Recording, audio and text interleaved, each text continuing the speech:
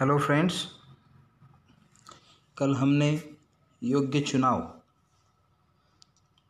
ये 5वीं कक्षा का हिंदी का पाठ सीखा था। ये एक कहानी थी जो कि इस कहानी से हमको ये सीख मिलती है कि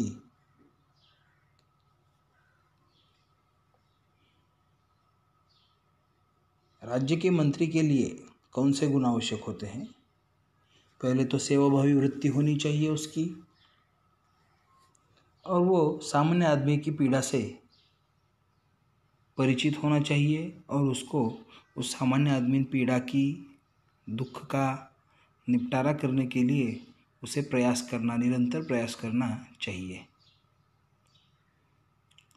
तो उसमें एक कर्मवीर नामक युवक की हमको कहानी बताई है। तो आज हम इसी योग्य चुनाव इस पाठ के स्वाध्याय की तरफ मुड़ते हैं। तो प्रश्न पहला, रिक्त स्थानों की पूर्ति करो। रिक्त स्थानों की पूर्ति करो। पहला वाला, राजा मंगलसेन के मंत्री डैश डैश बूढ़े हो चुके थे। और इसका उत्तर है जगत राम। राजा मंगलसेन के मंत्री जगत राम बूढ़े हो चुके थे। राजा मंगलसेन के मंत्री जगत राम बूढ़े हो चुके थे। दूसरा, नए मंत्री का चयन अगले डैश डैश को किया जाएगा। और उसका जो उत्तर है वो है गुरुवार। नए मंत्री का चयन अगले गुरुवार को किया जाएगा। नए मंत्री का चयन अगले गुरुवार को किया जाएगा। तीसरा है, डैश डैश गांव में ढिंडोरा पीटने लगे। ढिंडोरा कौन पीटता है आपको मालूम है? हरकारे, मतलब ढिंडोरा पीटने वाले जो लोग होते हैं उसको हरकारे बोलते हैं। तो आंसर है, हरकारे गांव में ढिंडोरा पीटने लगे। चौथा, बैलगाड़ी का एक पहिया रास्ते के किनारे डैश डैश में फंस गया था। बैलगाड़ी का एक पहिया रास्ते के किनारे डैश डैश में फंस गया था। तो इसका आंसर है कीचड़ में। बैलगाड़ी का एक पहिया रास्ते के किनारे कीचड़ में फंस गया था। ओके, नाउ फिफ्थ, किसी ने भी डैश डैश की सहायता नहीं की। आपको मालूम है बैलगाड़ी वाला जो वृद्ध था उसकी सहायता किसी ने भी नहीं की।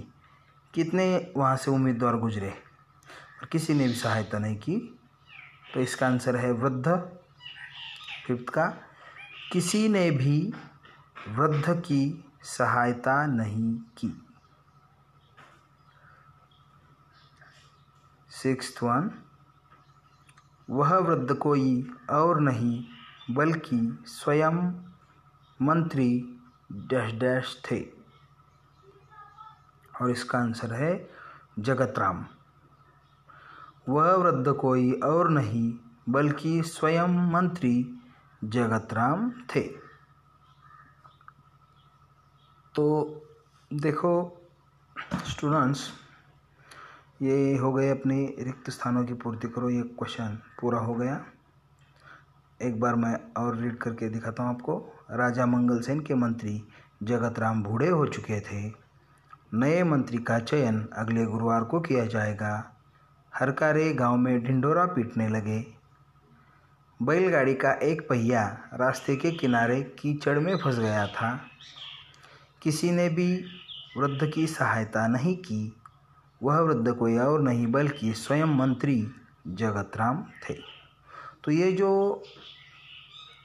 प्रश्न दिए गए हैं आपको, वो सब मैंने खुद तैयार करके दिए हैं। तो ये अपने सारे नोटबुक में लिखो। अभी क्वेश्चन नंबर 3 है यहाँ, विलोम शब्द लिखो। नीचे दिए गए शब्दों के विलोम शब्द लिखो। आपको नीचे क्या क्या शब्द दिया है देखो। फर्स्ट विनती, विनती। सेकंड बड़ा। थर्ड सुलभ, सोपे बोलते हैं ना मराठी में उसको, सुलभ। चौथा है सुखी। पांचवा है हल्का। सिक्स्थ वन है गुण। नेक्स्ट अंधियारा और लास्ट वन अंदर। तो ये मैंने 8 शब्द आपको दिए हैं। सीधी सी बात है, आपको कुछ कुछ इसके विलोम शब्द आते भी होंगे, तो भी मैंने लिख के दिए हैं। तो मैं 1 बाय 1 ये रीड करता हूँ, ठीक है। पहला है विनती। विनती करना मतलब किसी से तो विनती करना, मतलब हम मराठी में बोलते हैं ना विनंती, तो उसका विलोम शब्द है आदेश। आदेश को कोई टाल नहीं सकता, विनती की तो टाल सकता है ना। सेकंड है बड़ा, तो इसका तो बहुत सिंपल सा है विलोम शब्द छोटा। विलोम मतलब आपको मालूम है ना, विरुद्धार्थी शब्द, मराठी में बोलते हैं हम विरुद्धार्थी शब्द। थर्ड वन सुलभ, मतलब सहज, सुलभ, सिंपल सा। तो सुलभ का आता है कठिन, सुलभ कठिन। फोर्थ वन है सुखी। सुखी इसका भी बहुत सिंपल है, इसका विलोम शब्द है दुखी, सुखी दुखी। पांचवा हल्का। हल्का मतलब वजन से हो या किससे भी हो, हल्का बोलते हैं ना उसको, हल्का। इसका विलोम शब्द है भारी। सिक्स्थ वन गुण। गुण अवगुण, गुण मतलब अच्छे गुण, और अवगुण मतलब बैड हैबिट्स हम बोलते हैं ना उसको, बैड वर्च्यूज, अवगुण। गुण का विलोम शब्द है अवगुण। Seventh one अंधियारा। अंधियारा का विलोम शब्द है उजियाला। और लास्ट वन है अंदर, बहुत सिंपल, बाहर। ओके, तो स्टूडेंट्स अब इस वीडियो में इतना ही देता हूँ। आगे की वीडियो में हम